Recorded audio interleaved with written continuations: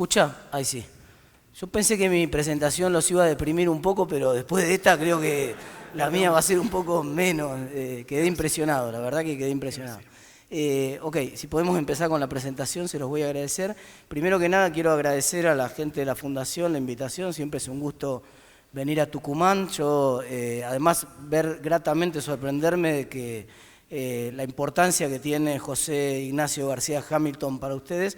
Para mí es la persona que me introdujo a Alberdi, que me enseñó a leer Alberdi, que me hizo enamorarme de la figura de Alberdi, así que la verdad que es doble el placer de estar hoy con ustedes acá.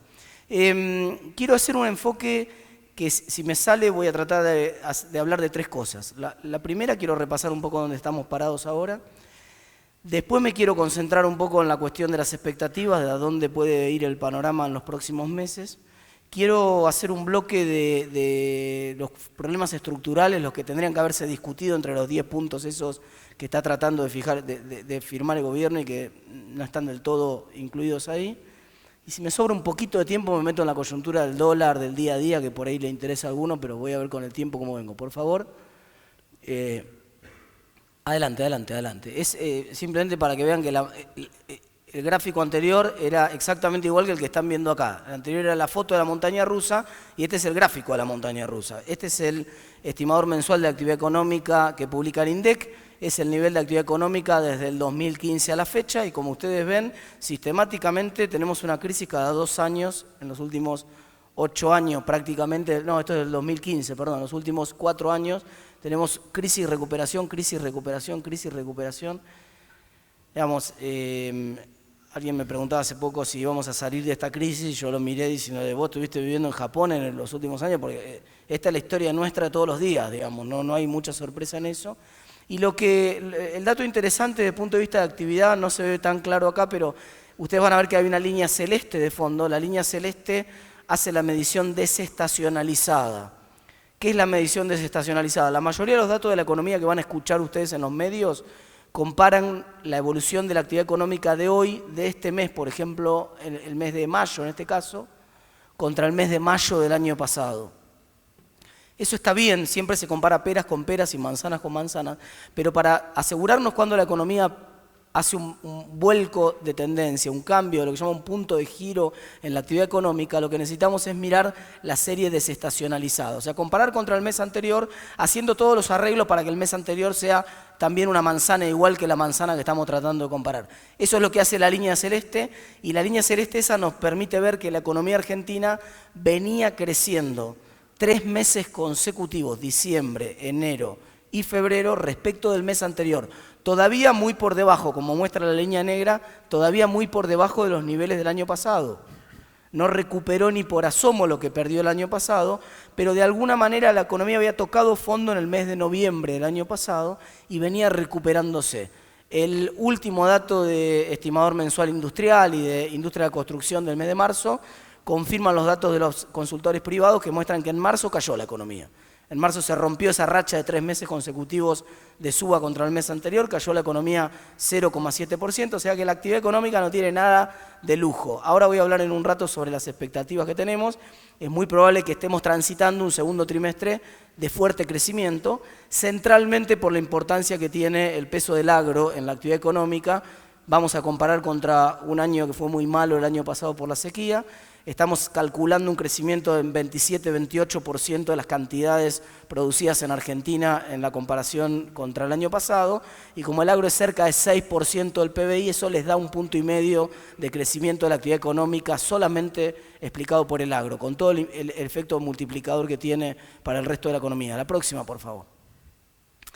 El otro gran drama de la economía argentina, probablemente sea el problema central de la economía argentina y el que explica lo difícil que va a ser la recuperación de la actividad económica, es el problema de la inflación, claramente, ¿no? No solamente por... la inflación a mí me preocupa por múltiples razones. No solamente por la que le preocupa a muchos, el problema de la pobreza, los problemas de distribución de los ingresos, sino que la inflación hace muy difícil el cálculo de las tasas de retorno de los proyectos de inversión. Por lo tanto, baja la inversión, la inflación baja el ahorro en moneda doméstica, nos expone más a vulnerabilidades porque terminamos todos ahorrando en dólares. La inflación aumenta la corrupción porque hace muy difícil comparar datos. Yo no sé si gastaron 200 millones en hacer un puente, no sé si es mucho o es poco porque no lo puedo comparar contra lo que gastó el gobierno anterior ni contra lo que se gastó el año pasado. Vamos, hace muy difícil las comparaciones. Por esas razones es que es tan pernicioso el problema de la inflación. La verdad que, como ustedes ven, la inflación se había acelerado en todas las mediciones, no solamente en las mediciones de precios regulados, sino también en los precios que no tienen nada que ver con las decisiones del gobierno de fijar tarifas, en lo que se llama los precios que fija la oferta y la demanda, que son en este caso la barra azul que figura ahí abajo, o sea, los precios núcleo. También se había acelerado en el mes de septiembre de manera dramática. En el mes de octubre empieza el plan monetario del gobierno y lo que vemos es una desaceleración de la inflación. El plan monetario del gobierno, el famoso apretón monetario, venía funcionando bastante bien, como ustedes ven ahí, hasta el mes de diciembre, sistemáticamente bajando la inflación. El mes de enero, bueno, 2,6, 2,9, puede ser una diferencia pequeña como para encender demasiadas alarmas, pero claramente el mes de febrero la inflación salta y genera un problema adicional en Argentina porque torna inconsistente la política monetaria. En el mismo momento en el cual salta la tasa de inflación en el mes de febrero, las tasas de interés venían bajando aceleradamente. Y en un momento de mediados de febrero ya era evidente que las tasas de interés eran otra vez negativas en Argentina. Y tasas de interés negativas otra vez obviamente incentivaban la salida al dólar y eso fue exactamente lo que pasó. El gobierno que en el mes de febrero compraba dólares para que el dólar no cayera, para que el dólar no estuviera más barato, llegó a comprar 1.000 millones de dólares, un mes después estaba otra vez prendido fuego con el dólar en la tapa de todos los diarios porque otra vez se había disparado el dólar en Argentina. Próxima filmina, por favor. Obviamente, esta es una crisis que, a diferencia de otras crisis anteriores, y esto también tiene que ver con cómo va a ser la recuperación de la crisis, es una crisis de caída en los ingresos más que una crisis de caída en el empleo. Cuando ustedes miran la tasa de empleo cae 2,4%. Sí, hay caída de empleo. Hay pérdida de empleo en la comparación interanual, no ha sido neutra la crisis en términos de empleo, pero la caída de empleo no es de una magnitud demasiado considerable para lo que es la crisis. Próxima filmina, por favor. En cambio, cuando ustedes miran la caída de salarios reales, la caída de salarios reales sí es mucho más importante. Una caída de salarios reales de 8,8% contra el año pasado en puestos de trabajo registrados. Probablemente en la economía informal pueda ser un poco mayor, todavía no lo sabemos a eso, pero sí sabemos a ciencia cierta que esta es una crisis en ese sentido más democrática, si se quiere. Nos pegó a todos, no importa a lo que ustedes se dediquen, no importa el nivel de ingresos que tengan, en general, salvo honrosas excepciones, todos tenemos menos ingresos en Argentina y eso obviamente ha sido uno de los factores centrales que hundió la economía el año pasado y hasta que eso no se recupere es difícil que pueda haber alguna recuperación de la economía en el semestre que viene. Próxima, por favor. Ahora, obviamente esas dos variables, el hecho de que se haya achicado un poquito el empleo, decía yo, y mucho más el salario real, obedece a diferencia de otras crisis como la del año 95, en la cual pasó exactamente lo contrario. Cayó mucho más el empleo que el salario real. Y esto básicamente tiene que ver con que tenemos un buffer, un amortiguador de crisis que es el tipo de cambio. Es decir, el salto del tipo de cambio evitó que la crisis fuera más profunda en términos de empleo en la Argentina, pero hizo que la crisis sea más profunda en términos de salarios reales en la Argentina. Y la consecuencia concreta es una caída muy fuerte del consumo. Concentrada sobre todo en el consumo de bienes durables, porque en el consumo de bienes durables se juntan tres efectos concretos, tres efectos duros. Ahí hay un efecto ingreso, somos todos más pobres en general, porque ganamos menos, la caída de ingresos reales que acabo de mostrarles. Hay un efecto precio en segundo lugar. Son más caros los bienes transables en relación a los bienes no transables. Buena parte de los bienes durables, que son aspiracionales de la clase media, un auto, una casa, un electrodoméstico, se hicieron mucho más caros y por lo tanto entonces se derrumbó el consumo. Estamos en 50% menos de patentamientos de autos de lo que teníamos el año pasado. O sea, para que se den una idea de la magnitud del impacto en términos de consumo de bienes durables. Y por lo tanto, obviamente, el resultado que vemos es ese derrumbe en el consumo de bienes durables y hay alguna señal de que en el último mes hubo un repunte siempre en la comparación contra el mes anterior. O sea, desde el fondo del tarro en el que estábamos empezamos aparentemente a salir un poco, a pesar de que los datos de salarios reales muestran que todavía no hay, a menos que empiecen a entrar paritarias importantes en los próximos meses, todavía no hay recuperación de salarios reales. Algo que esperábamos, si ustedes me preguntaban a mí en diciembre del año pasado, muchos pensábamos, sobre todo viendo la evolución que venía teniendo la inflación, que probablemente podía haber alguna recuperación de salarios reales ya para la primera mitad del año. Bueno, eso no va a ocurrir, en todo caso el debate es si están en el segundo semestre. Próximo, por favor. También se derrumbó el crédito a empresas y ahora vamos a ver que también se derrumbó el crédito a particulares. Y este es un dato muy importante. Porque el crédito, como ustedes ven en el pico grande que tiene sobre todo la línea roja, naranja, esa que es el crédito a empresas, adelantos a empresas, no se ve muy claro el gráfico, pero es en el año 2017. Ese pico de crédito es el driver de la recuperación de la actividad económica en el año 2017. La actividad económica estuvo fuertemente, el ciclo que empieza en el último trimestre del año 2016 y que se extiende hasta el segundo trimestre del año 2018. Son 6 trimestres consecutivos de crecimiento en la actividad económica. Básicamente están alimentados con crecimiento del crédito. Es decir, tanto las empresas como las familias se endeudaron porque había confiabilidad en lo que venía hacia adelante. Este es el tercer problema. Yo les mencioné 3 problemas que hundían el consumo. El primer problema, les dije, somos todos más pobres. El segundo problema es el efecto precio, los durables están mucho más caros. El tercer problema es la incertidumbre. Hay muchísima incertidumbre y como está la situación política actual, esa incertidumbre va a persistir en los próximos meses, por lo menos hasta el 22 de noviembre en Argentina. Con lo cual, las decisiones de consumo a crédito se frenan completamente y también se frenan muchas decisiones de inversión a crédito. Es decir, es difícil que uno tome un riesgo en un contexto en el cual no sabe, para decirlo en términos más simples, ni loco me meto en un esquema de cuotas si no sé si voy a conservar el empleo el mes que viene. Si no sé si la paritaria que me están ofreciendo hoy realmente me va a permitir llegar a la otra orilla del río, a la próxima paritaria, o porque en el medio va a bajar la inflación, o por el contrario, se va a acelerar la inflación en el periodo electoral y por lo tanto mi paritaria no me va a alcanzar para llegar hasta la otra orilla del río y la voy a pasar muy mal en los meses de enero, febrero del año que viene, ni loco me meto en un plan de cuotas ahora. Digamos, está bastante claro ese panorama. Próximo gráfico, por favor. Este es el de crédito consumo, es el mismo pico que les mostraba en el año 2017 y es el derrumbe que están viendo en estos momentos acá. Prendarios y créditos con tarjeta se derrumbaron completamente. Próxima, Filmina, por favor. Vamos a concentrarnos entonces ahora en la segunda parte que quería presentarles, que tiene que ver con cuál es el estado de las expectativas, que a mi juicio es clave para la recuperación de la economía o la no recuperación. Vamos a ver qué es lo que sale de todo esto. Próxima, Filmina, por favor. Ese es el gráfico de expectativa de inflación que tiene el público en la calle. La gente de Universidad de Itela hace una encuesta, 1.200 casos, representativa de todo el país, la hace todos los meses, en este caso desde el año 2006, pregunta cuánto cree que va a ser la inflación en los próximos 12 meses en la economía. Ya ven que estamos en un pico, la gente cree que la inflación va a ser 40% en los próximos 12 meses. Es prácticamente imposible quebrarle el espinazo a la inflación si todo el mundo cree que la inflación va a ser más alta. Por 2 razones. La primera es porque todo el mundo incluye un montón de formadores de precios en contrato. Imagínense una persona que tiene que alquilar su departamento, por ejemplo, y tiene que decidir qué cláusula pone en el contrato. Y si yo creo que la inflación va a ser 40% en los próximos 12 meses, voy a poner una cláusula de 40% de ajuste. Y por lo tanto, profecía autocumplida, porque dentro de 12 meses el contrato va a aumentar automáticamente 40%. Pero no solamente eso. Yo como consumidor, cuando llego a la góndola, si me quieren aumentar demasiado y no estoy esperando inflación, no lo convalido.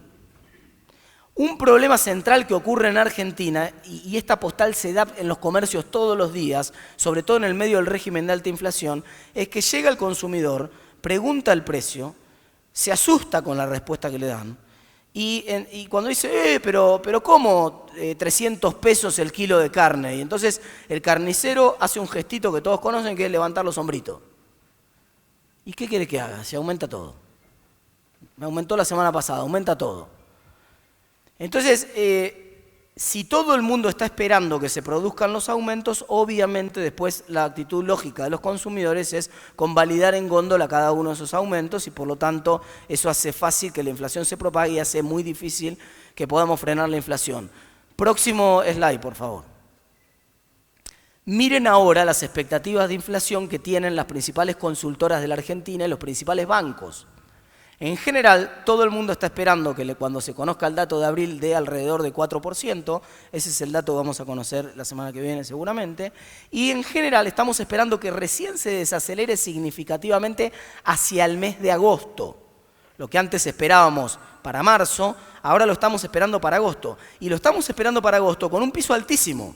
Estamos esperando 2,2% de inflación mensual recién en el mes de agosto. O sea que entre muchas comillas, normalidad de la Argentina sería llegar con un 2,2% de inflación al proceso electoral. Y esto en el mejor de los casos. El dato negativo es que hasta ahora el REM se viene equivocando sistemáticamente. Viene pecando de optimista sistemáticamente. Cada uno de los informes del reporte de expectativa de mercado mes a mes tiene que corregir al alza. Nos equivocamos, corregimos al alza, con lo cual ojalá se dé ese escenario que estoy planteando acá. Pero si ese es el escenario que se da, vamos a terminar el año efectivamente con 40% de inflación. Eso es lo que están esperando la mayoría de los analistas privados en Argentina. Próximo slide, por favor. Y ahora déjenme concentrarme en mi indicador preferido, que tiene que ver con cómo se forman las expectativas de los consumidores en Argentina. Por dos razones. Primero, porque les quiero enseñar cuáles son las cosas que hacen quebrar las expectativas. Y segundo, porque resulta que este gráfico de expectativa de los consumidores correlaciona muchísimo con la intención, mejor dicho, con la imagen del presidente. Se empieza a medir, miren ustedes, marzo del año 2001. Desde marzo del año 2001 que se mide y que si ustedes le pegan arriba de ese gráfico la imagen de los presidentes, en ese entonces estaba De la Rúa, después vino Duhalde, después vino Néstor, después Cristina, después Macri. Todos los que estuvieron mes a mes, ustedes miren la imagen que tiene, relevada por cualquier consultora, por cualquier encuesta, y van a ver que casi copia el gráfico ese. Esa famosa frase de Clinton, ¿es la economía estúpido? Yo la corregiría un poquito, nada más diría, son las expectativas de la economía estúpido, pero por ahí anda. Y esto es muy importante en este año electoral. Quiero decir, voy a ser todavía más claro, es prácticamente imposible que el gobierno gane las elecciones y sea reelecto Macri con el nivel de confianza en el piso ese que tiene ahí. Que prácticamente está en el piso de la devaluación de Kicillof del año 2014. En la misma situación que estaba en enero del 2014 después de la devaluación de Kicillof. Les diría que es prácticamente imposible salvo que se reconstruya la confianza. Pero también les voy a decir que, si bien es poca la chance, porque queda poco tiempo, fíjense ¿cuáles son las variables que modifican la confianza de los consumidores en Argentina? Miren el caso más interesante que es la reversión de confianza de la peor de las crisis, que fue la crisis del 2002. Ese punto de más abajo de ahí es octubre del año 2002. Y solamente 6 meses después de octubre del año 2002, acá en marzo del año 2003, hay un pico de expectativa de confianza para arriba.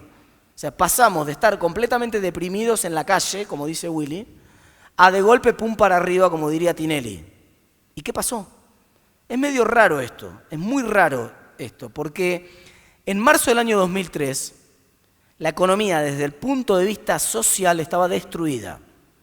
50% de pobreza, 20% de desempleo, salarios reales 25% abajo, no 8%. 25% abajo, no había paritarias, no había nada. No había ley de movilidad para jubilaciones, las jubilaciones también 25% abajo en términos reales. Dicho en castellano, no había trabajo, los trabajos que estaban eran muy mal pagos, había una pobreza fenomenal, la gente no tenía plata en el bolsillo. Sin embargo, en el mes de marzo del año 2003, esa gente que no tenía un peso en el bolsillo, de golpe le cambió el chip. Hizo pum para arriba en términos de expectativas y ¿saben cuánto creció el consumo en el año 2003? 8,8%. Y fue una de las variables que lideró la recuperación de la economía en el año 2003.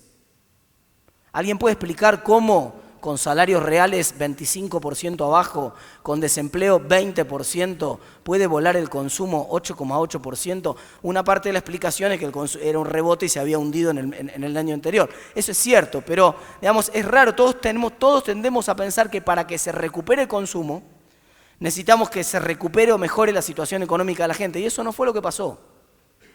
Lo que dio vuelta a las expectativas dramáticamente en octubre del 2002 fue que el dólar, que es la variable clave para formar expectativas en la Argentina, dejó de subir y empezó a bajar de manera sistemática. Ustedes recuerdan que salimos del 1 a 1, yéndonos para julio del 2002 al 4-1. El 4-1 plata de hoy era un dólar de 80. O sea, si estamos asustados con el dólar de 45, y para tener una idea de cuál es la situación en Argentina en términos de expectativas, por eso es el punto más bajo de la serie, el año 2002 fue un año de dólar de 80. Y lo que ocurrió fue que desde mediados del 2002 sistemáticamente empezó a bajar el dólar. Primero no era perceptible, por eso no pegó en las expectativas. Para octubre ya fue obvio que el dólar sistemáticamente bajaba en la Argentina. Y 6 meses después, para marzo del año 2003, el dólar salía 2 pesos con 95 en Argentina. Había bajado de 4 a 2,95, de 80 a 60 plata de hoy. 2,95 era todavía un dólar carísimo. Insisto, era un dólar de 60 mangos plata de hoy. Pero habíamos visto la cara del diablo el año anterior. Habíamos visto el dólar de 80. Y este es el primer dato central que nos enseña la psicología cognitiva.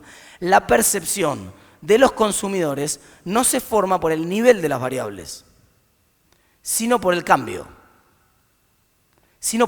La clave está en el cambio en las variables y no en el nivel de las variables. La gente toma decisiones por el cambio. Se acostumbra rápidamente a los niveles. Hay un efecto de acostumbramiento por el cual el nivel no importa tanto, importa el cambio. Y eso muestra, después se vuelve a repetir en la serie, todos los años en los cuales hay recesiones y hay caídas fuertes en la confianza. El pico de grande acá es la devaluación del 2009. La segunda caída que tenemos acá es el cepo cuando lo pusieron en el 2011. La tercera que les conté hoy es la devaluación de Kicillof del 2014. La cuarta que está allá arriba es la devaluación de Macri cuando asumió. Y la quinta es esta última devaluación de ahora. Sistemáticamente la confianza se derrumba cuando cae el dólar. Y es razonable. Porque en los últimos 70 años hubo 15 devaluaciones importantes, mejor dicho, 15 crisis económicas importantes en Argentina de magnitud, y en 14 de las 15 crisis hubo devaluación. Solamente no la hubo en el año 95. Digamos, un nene de 2 años se condiciona a la Pavlov, digamos, un perro también, con ese esquema. Si viene recesión, devaluación, recesión, devaluación, recesión, devaluación, cada vez que veo que se devalúa un poquito el dólar me asusto, estoy esperando la bomba. Y por lo tanto, todas las decisiones que tenía de consumir, las deshago. Iba a cambiar el auto, en vez de cambiar el auto, compro dólares. Iba a hacer un arreglo en la casa, en vez de hacer el arreglo en la casa, compro dólares. Iba a hacer un viaje, en vez de hacer el viaje, compro dólares. Entonces aumenta fenomenalmente el proceso de formación de activos externos, que es exactamente lo que vimos el año pasado. La gente, yo lo digo en francés, a veces lo digo en broma en la radio a veces, pero es verdad, es un proceso de encanutización. La gente forma el canuto. ¿Y qué fue lo que ocurrió en el año 2003? ¿O qué es lo que ocurre una vez que se estabiliza el dólar? Que la gente deshace. La gente dice, bueno, ahora sí puedo cambiar, ya está, ya pasó la tormenta, ahora puedo cambiar el auto. Ahora sí, pasó la tormenta, puedo hacer el arreglo en la casa que pensaba hacer. Ahora sí, pasó la tormenta, puedo hacer el viaje que quería hacer. Es el proceso de desencanutización, para decirlo también en francés. Entonces, evidentemente es clave para que se recupere la economía como condición necesaria, no suficiente, pero sí como condición necesaria que se estabilice el dólar. Por eso, cuando se daba el debate el año pasado sobre las tasas altas de interés que ponía el Banco Central para frenar el dólar y la preocupación de muchos sectores productivos con esas tasas, yo les dije un par de veces y algunos se enojó con lo que dije, muchachos, tengan en cuenta que estamos peleando entre dos males y que es mucho peor que se dispare el dólar. Y en algún momento lo dijo Willy Cohen con una expresión muy simple, dijo, ¿qué prefieren, tasa de 70 o dólar de 70? Entonces, realmente la variable clave para estabilizar la confianza y para dar vuelta a la confianza y tener alguna chance de que se recupere el consumo en Argentina es sí o sí que se recupere la estabilidad del peso. Dicho sea de otra manera, que se calme el dólar. Próxima filmina, por favor. Ok, hasta acá los problemas coyunturales, pero nadie está hablando, y por culpa de la coyuntura se habla cada vez menos, de los problemas estructurales que tiene la economía argentina, que son los responsables de que nosotros tengamos crisis recurrentes hace prácticamente 70 años. Yo creo que son 3 los problemas más importantes, pero hoy me voy a concentrar en 2 de esos problemas. Próxima filmina, por favor. El primero es obvio y muy conocido. La presión del gasto público creció de manera espectacular en los últimos 12 años en Argentina. Ahí se desinfló un poco en el último año, es verdad, en los últimos 2 años, No es cierto que el gobierno de Macri haya continuado con la tendencia de inflar el gasto público, por lo menos no lo aumentó y ligeramente empezó a bajar el gasto público en Argentina. Pero si ustedes tienen alguna expectativa de que en algún momento se bajen los impuestos en Argentina, es imposible que eso ocurra si no logramos bajar el gasto. Y tengo malas noticias para ustedes. Los problemas estructurales de la Argentina, lo que la política no puede resolver de esos problemas estructurales, no le puede encontrar la vuelta a la política, lo termina encontrando la devaluación. Sistemáticamente en la Argentina, en los últimos 70 años, si la política fracasa en resolver este problema, claro, lo que se infló en 12 años tampoco se va a desinflar de la noche a la mañana.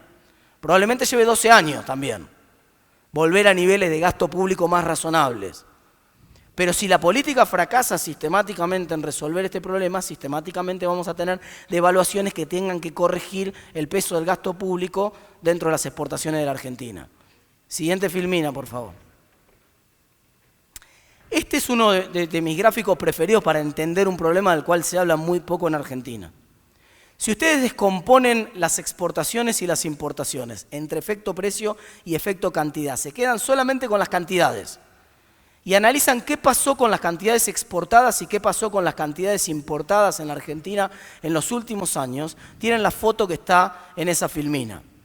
La línea roja es lo que todos sabemos que ocurre, se llama elasticidad ingreso de las importaciones. Siempre que aumenta el producto en Argentina, las importaciones sobrereaccionan al crecimiento del producto.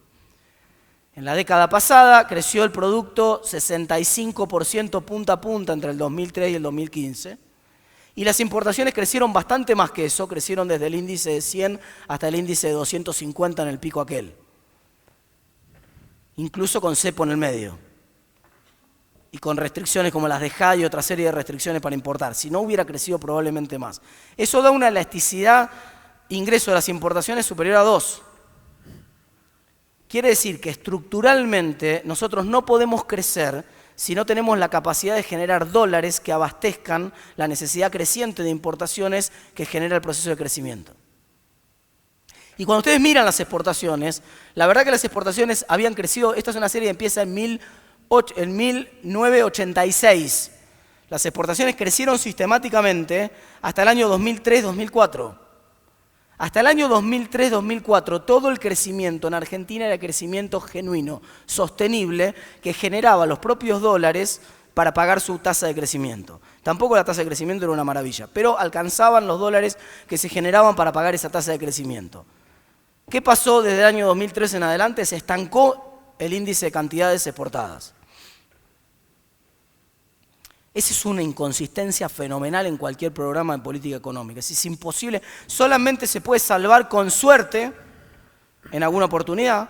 ¿Qué quiere decir con suerte? Precios internacionales muy favorables, entonces hago de cuenta como que no pasó nada con las cantidades exportadas, total los precios me salvan, y esa fue exactamente la historia hasta que los precios dejaron de crecer, hasta que los precios internacionales empezaron a caer. Cuando se corrió el velo de los precios internacionales, se dieron cuenta todos que el rey estaba desnudo. No generamos las exportaciones suficientes para pagar el nivel de importaciones que nuestro nivel de vida actual requiere. Y entonces tenemos que apelar a otro de los milagros. El otro de los milagros es el endeudamiento. Pero si nosotros no resolvemos el problema en el interín mientras van entrando los dólares de endeudamiento, la historia se nos cortó antes, por supuesto. El mundo vio esta inconsistencia antes y dejaron de prestarnos y se acabó rápido la película. Pero aún si no hubiera sido así, la restricción operante habría sido la de que no podíamos endeudarnos infinitamente en tanto y en cuanto las exportaciones no despegaran. Las exportaciones están empezando a despegar. Este va a ser un buen año para las exportaciones, sobre todo por el agro, pero igual, excluyendo el tema del agro, las exportaciones en los últimos 3 años crecieron 6% punta a punta. No es para tirar manteca al techo 6%, pero después de venir prácticamente 10 años estancados, que empiecen a crecer las exportaciones es un dato positivo, pero ese ritmo de crecimiento de las exportaciones ni siquiera alcanza para sostener el nivel de vida que teníamos antes y por eso explota el ajuste espectacular que vivimos el año pasado. La consecuencia de esa falta de exportaciones es que cuando permitimos eliminar las de JA y algún tipo de restricciones más que había sobre las importaciones y liberamos el cepo, resulta que tenemos un déficit de cuenta corriente de 30.000 millones de dólares. Martín. Esa fue la situación antes, sí. No, acá. Me queda más tiempo. Me queda nada. Bueno, esta era la última de tema estructural. Cierro entonces con un comentario muy breve. Lamentablemente en Argentina estamos demasiado ocupados en los temas de coyuntura. Yo lo entiendo, es obvio, garpa más la coyuntura, todos queremos saber qué va a pasar con el dólar la semana que viene. Hay una situación que es desesperante para muchos y hay ansiedad por saber qué chances tiene la economía de recuperarse. La inflación en el corto plazo es desesperante y todo el mundo quiere saber cuándo va a bajar, cuándo va a pegar la vuelta al ciclo económico. Pero sepamos que si nosotros no atacamos estos problemas estructurales que tiene la economía argentina, aun cuando logramos salir, logremos crear algún cambio de expectativas con el nuevo ciclo electoral, le toca a quien le toque ganar las elecciones, no hay chance de que la economía argentina pueda evitar otra crisis como la que tenemos cada 4 o 5 años. La única discusión o la única duda, si no resolvemos estos problemas estructurales, es cuándo viene la próxima. Gracias.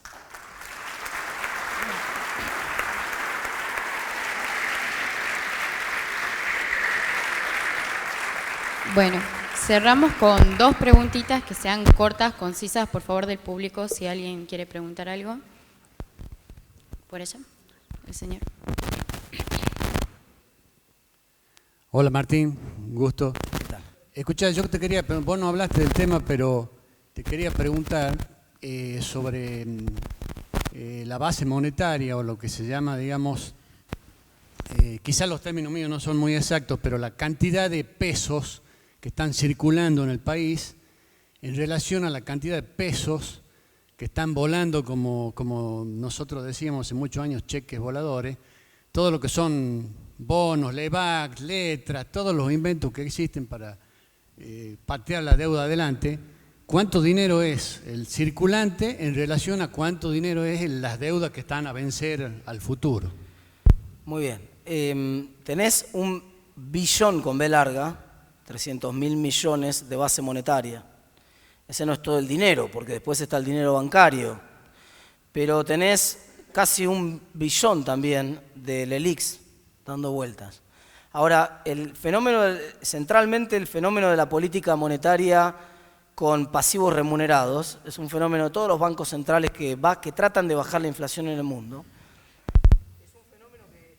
Perdí el micrófono, creo. A ver, gracias. Es un fenómeno que no genera ningún problema si la inflación baja y se recompone la demanda de dinero, porque ¿cuál es el juego? ¿Cuál es la lógica de esto? Yo estoy metiendo inflación abajo de la alfombra, claramente.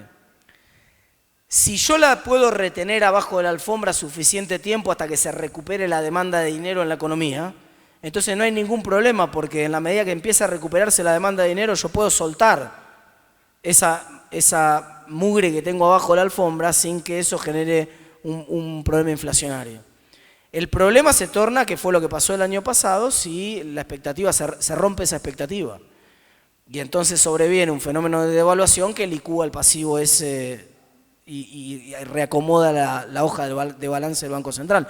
Cuando vos sabés muy bien, las LEVAX eran un problema en términos de las reservas del Banco Central, el triple grande de lo que son las LELIQ ahora, y en 5 meses se devaluó y la licuaron completamente. Entonces, hay 2 caminos de salida de esa mugre que está bajo la alfombra. Esa es inflación reprimida, la tenés abajo de la alfombra. Hay 2 caminos de salida. Una es, vos lográs empezar a bajar la inflación, se recupera la economía, y entonces con reactivación de la economía y freno de la inflación y freno del dólar, vuelve la demanda de pesos, y por lo tanto cuando vuelve la demanda de pesos podés empezar a sacar eso, podés empezar a pasar esos pasivos remunerados a pasivos no remunerados, para decirlo más claramente, o si no ocurre eso, lamentablemente termina en una devaluación que los licúa. Allá, él. Corto, por favor. Hola. Allá. Hola Martín, ¿cómo estás?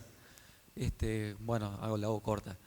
En un año que es electoral, e independientemente del color político que le toque ganar, ¿cómo harías a tu juicio para no solo elevar las expectativas de la gente, sino también cuál sería a tu juicio las reformas estructurales que habría que hacer para que la economía crezca para que Argentina salga del sendero de la decadencia, y teniendo en cuenta que tenemos compromisos de deudas con el FMI no cubiertos en 2020 y en 2021?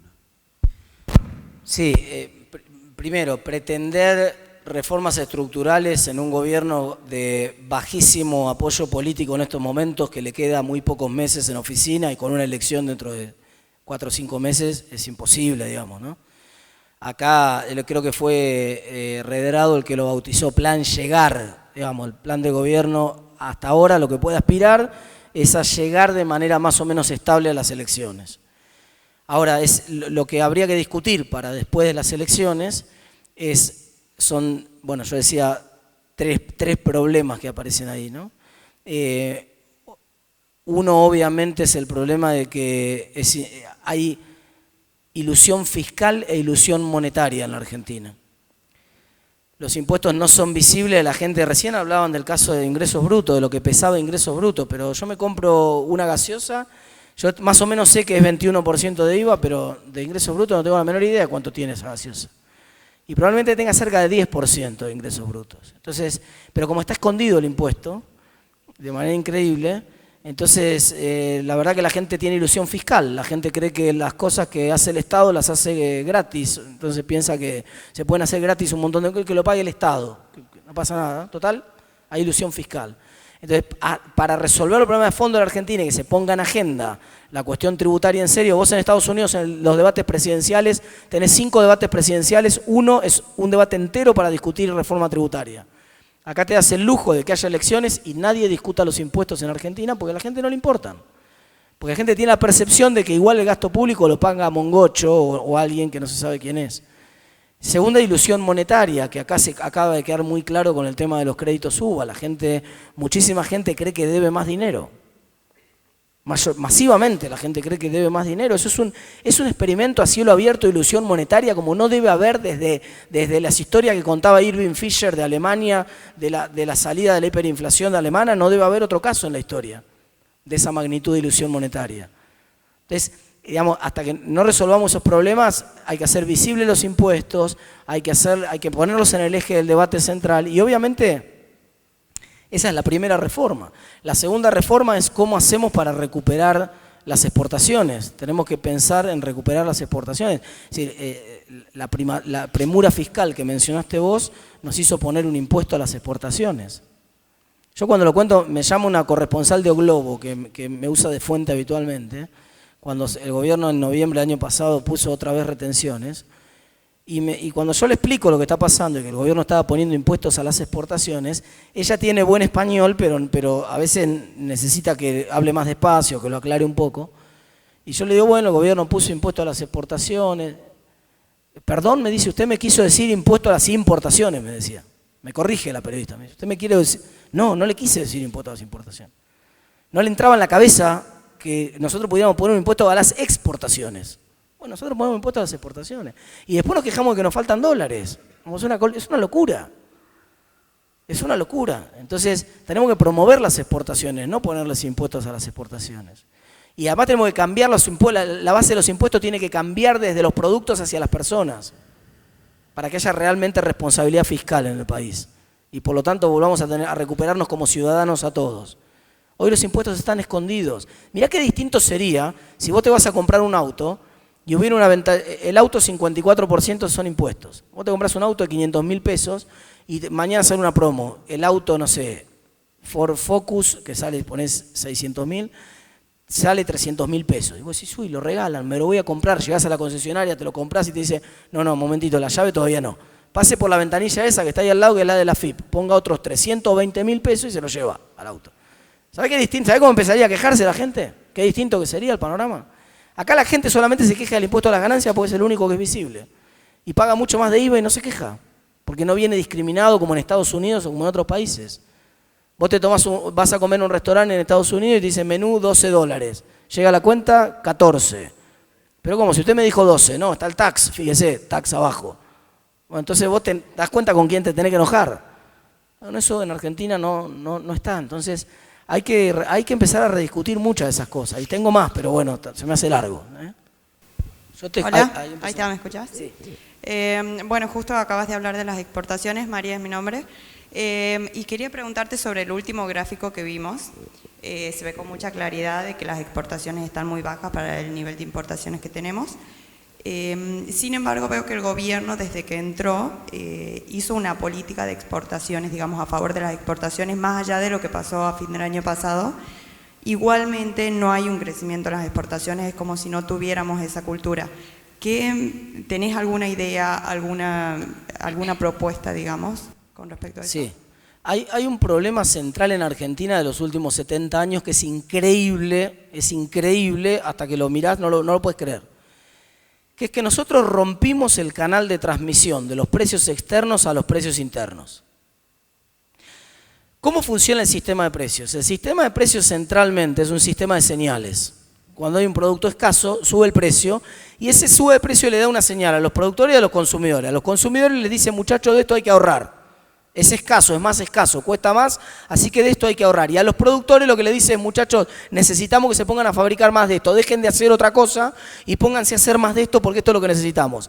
Esa es la función central del sistema de precios. El sistema internacional de precios funciona igual. ¿Qué señal te da al productor local y al consumidor local? Miren, este producto transable está siendo más escaso en este momento, fabriquen este producto transable, pónganse a fabricar esto.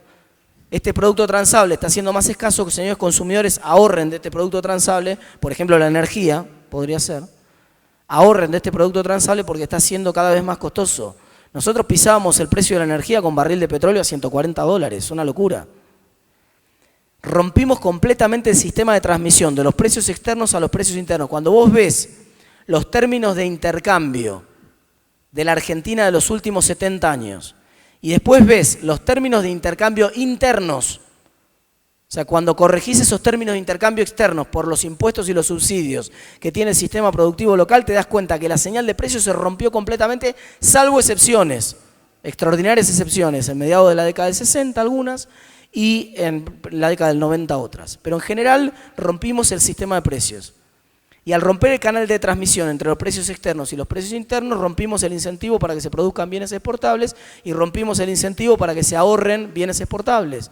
Consecuentemente tenemos ese problema de dólares sistemáticamente cada 4, cada 5 años en los últimos 70 años. Entonces, este es el primer punto. Tenemos que volver a reconstruir el sistema de precios y el canal de transmisión entre los precios internacionales y los precios internos. Y el segundo punto es que tenemos que empezar a hacer políticas comerciales más agresivas. En ese sentido el gobierno sí empezó bien. Fue por el camino correcto, pero tampoco es difícil recuperar mercados, cuando a vos te lo cerraron durante un montón de tiempo. Vos eras proveedor, el otro día hablaba con una bodega muy importante en la Argentina que es exportadora de vino, y me contaban esta historia, que ellos exportaban vinos a una cadena de restaurantes de New York, y que en un momento no pudieron exportar más por todas las trabas que tenían para exportar, porque no prefinanciaban exportaciones, por un montón de razones. Y ahora sí pueden exportar. Yo le digo, pero con el tipo de cambio como está ahora, ¿por qué no le llenan los restaurantes de caja de vino argentino? Y dicen, es que ya no nos reciben más el vino, porque ya nos reemplazaron por otro proveedor. Entonces, es muy fácil romper los espacios de comercio internacional y es muy difícil ganar después los espacios esos. El gobierno empezó en el sentido correcto, apuntó al sentido correcto. Bueno, ese camino hay que profundizarlo mucho. Bueno, nos excedimos un poquito con el tiempo. Muchas gracias, Martín. Muchas gracias, Pablo. Seguimos con el próximo panel.